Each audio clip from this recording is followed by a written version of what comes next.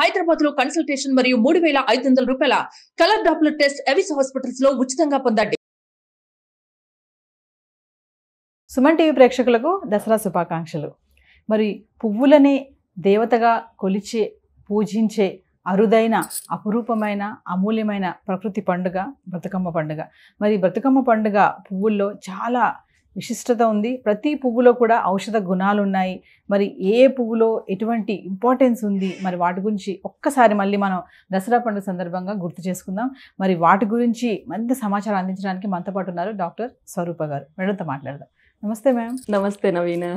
Ma'am, Dasara అట్లా దసరా పండుగ యొక్క ప్రత్యేకత ఏంటి మేడం? అసలు అంటే ఇంపార్టెన్స్ ఏంటి? దసరా నుంచి మనం ఏం నేర్చుకుంటాం? తప్పకుండా నేను చెప్పే ముందు ఒక చిన్న బతుకమ్మ పాటతో స్టార్ట్ చేస్తాను నవీన.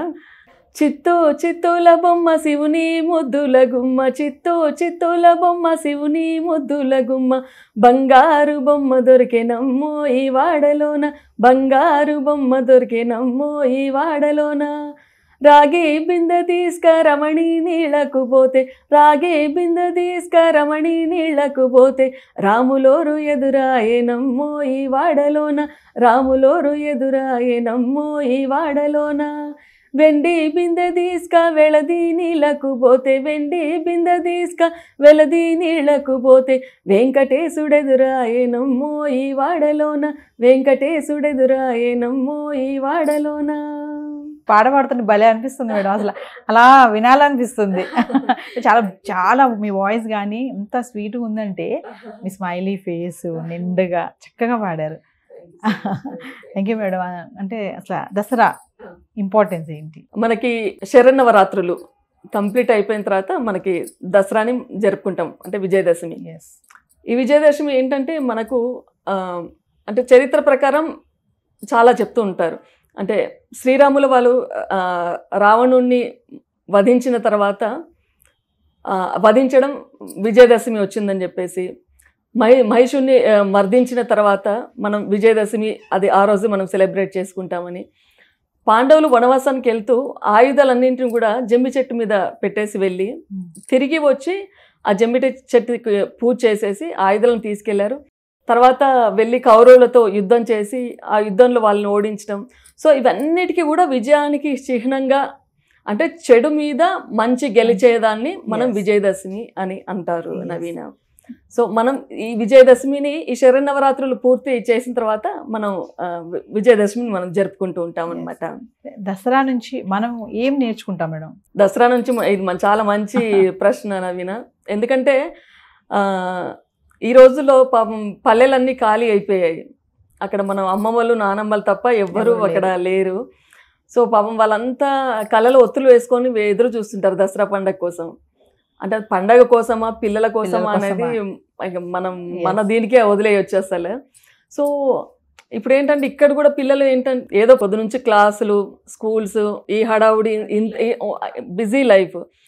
సో వైఫ్ అండ్ హస్బెండ్ కూడా జాబ్ పరిగెత్తడానికి రావడం ఇదే సరిపోతుంది. సో నెక్స్ట్ పల్లెల్లోకి వెళ్ళడం, అంటే మనకి ఇప్పుడు నవరాత్రులు ఏంటంటే పిల్లలకు చాలా రోజులు హాలిడేస్ వచ్చేస్తాయి.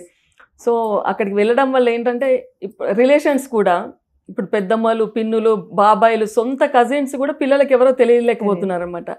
అందరూ ఆంటీనే. ఆంటీ అంటే ఏంటి అసలు? అంటే ఈ ఆంటీ ఆంటీ ఆంటీ అంటే ఆంటీ ఆంటీ అంటే ఏంటి అసలు?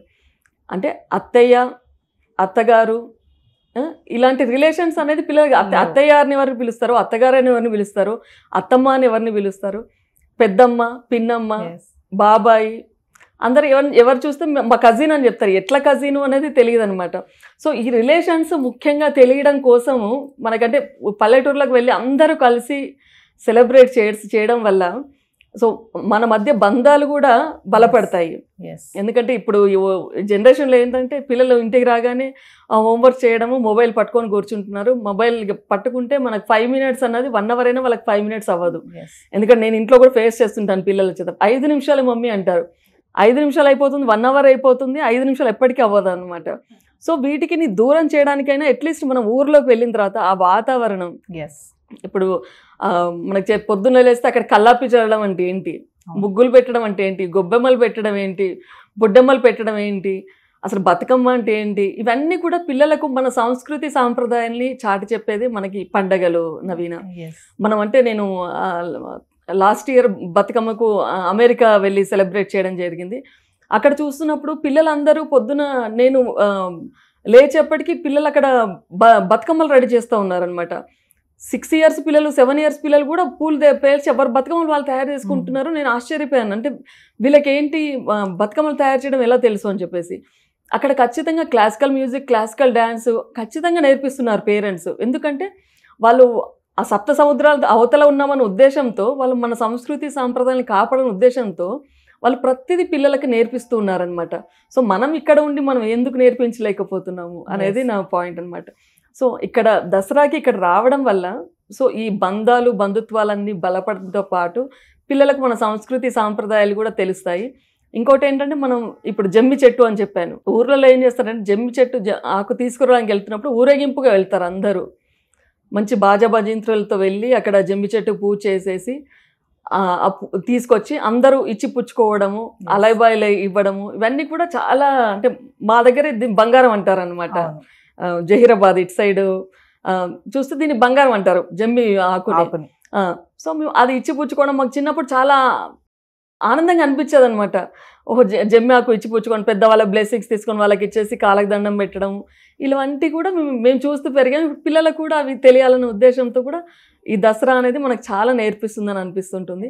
మేము చిన్నప్పుడు చూస్తే శారద కథ ఇవన్నీ చెప్పేవాళ్ళు అనమాట.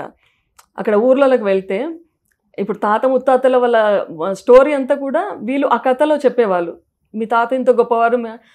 మేము నిజంగా సర్ప్రైజ్ అయిపోయేవాళ్ళం అనమాట. అమ్మ వాళ్ళు ఎప్పుడు చెప్పినా పట్టించుకునే వాళ్ళం కాదు. వాళ్ళ ఆ స్టోరీ చెప్తుంటే అమ్మ వాళ్ళు అంత ఎమోషనల్ అయిపోతూ అంటే ముఖ్యంగా దసరా టైంలో నేను చెప్పేది.